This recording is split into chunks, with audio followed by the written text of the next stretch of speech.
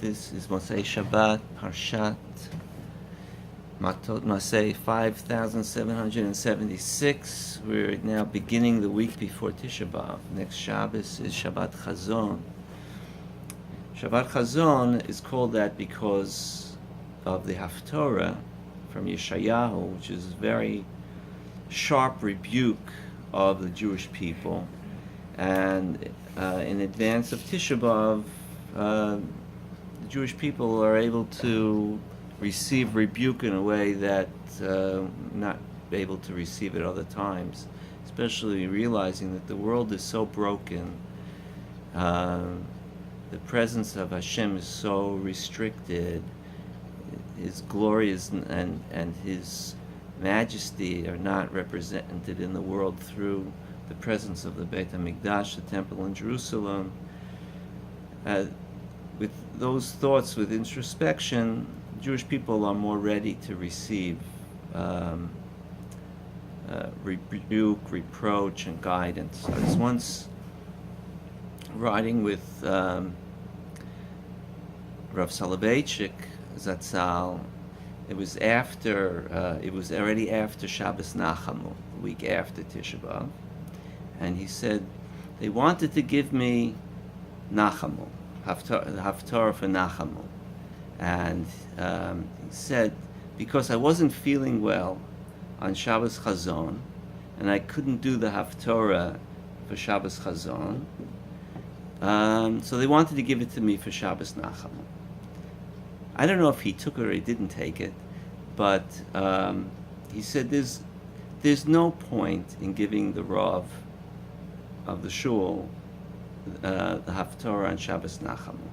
He says the minhag, the custom is to give the Haftarah of Chazon to the Rav of the community on Shabbos Chazon.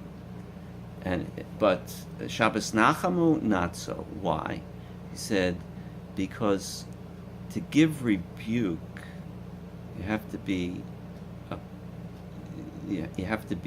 someone that people respect and look up to, and this is the job of the Rav of the community, and so he's the one who's chosen to give that rebuke to the community through the Haftorah, the words of Yeshayahu. However, Shabbos Nachamu, that's Nechama, that's consolation. Anybody can give consolation. Even a child can who's not even bar mitzvah yet, can recite a Haftarah, including the Haftarah of Nachamu. So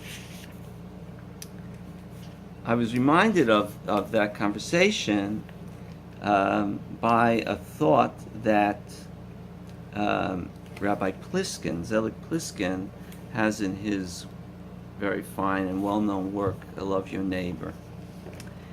In this week's parsha, the members of the tribe of Gad and Ruvain approach Moshe Rabbeinu and ask to be given the lands that were recently conquered on the east bank of the Jordan River.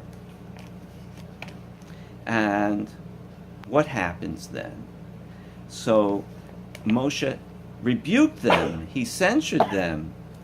As Rabbi Pliskin says, he censured them at length, verses 6 to 15, for what he assumed to be an incipient stage of revolt. Moshe told them that the children of Israel were commanded by God to enter Eretz Yisrael, but when they would see that these two tribes refused to go any further, they didn't want to cross the Jordan, so it seemed, they would also, so the other tribes would also not consent to traveling to the land of Israel, and they would also want to stay outside. It was a very frightening set of nations in the land of Israel, to the extent that 40 years earlier, the spies frightened all the people and didn't go. And now Moshe says, now you're going to frighten them again, and everyone will perish again in the wilderness. So after patiently listening to Moshe's rebuke, those from verses 6 to 15. It's one of the longest speeches in the Torah. After patiently listening to Moshe's rebuke, the tribes of Reuben and Gad replied in 3-4 verses that they had no intention of shirking their responsibility to aid in the conquering of the land of Israel. They would be at the forefront of the battle. They would be the chalutzim, those who go first in front of everybody else, those who would be in danger of the most casualties, and only after victory would they return to the east bank of the Jordan. Although their intentions were honorable throughout, they remained silent while Moshe had scolded them.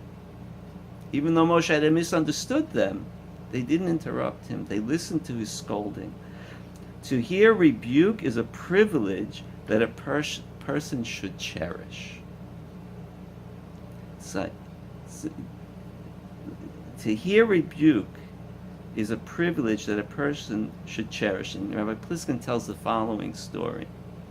Even in his youth, Rabbi Aryeh Leib Alter, the author of the Sfas Emes, the Ger Rebbe, studied Torah diligently. One evening, he was so engrossed in his studies that he studied the entire night. During the day, he took a short rest to refresh himself. Unaware that Rabbi Aryeh Leib had studied the entire night, his grandfather rebuked him for sleeping excessively. Someone who knew the truth asked Rabbi Aryeh Leib why he did not tell his grandfather the reason for his short nap. And he answered, "To hear admonition from my grandfather was an opportunity that I didn't want to miss." And he cited the example of the tribes of Gad and Reuven and said that he strived to emulate them. We live in a world where, everything's got to be perfect and you can't have any microaggressions against anyone. And, and it's true, you have to be very careful when you rebuke someone, and the rebuke should come from a person who knows how to give it, as Rav Soloveitchik also highlighted.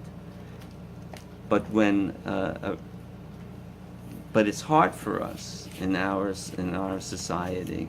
We're very nobody wants to hear that there's something that they're not doing that needs to be, or something that needs to be fixed. So Hashem should bless us that we hear the things that we need to hear, and that we hear them from the people that we hear, and that we're open,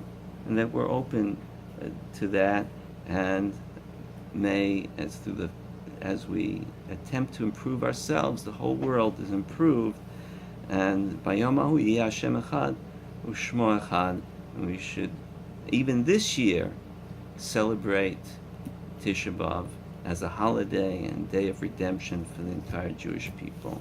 Shenireh b'nechamat Zion Yerushalayim b'mehera b'yameinu. Amen. Shavua Tov.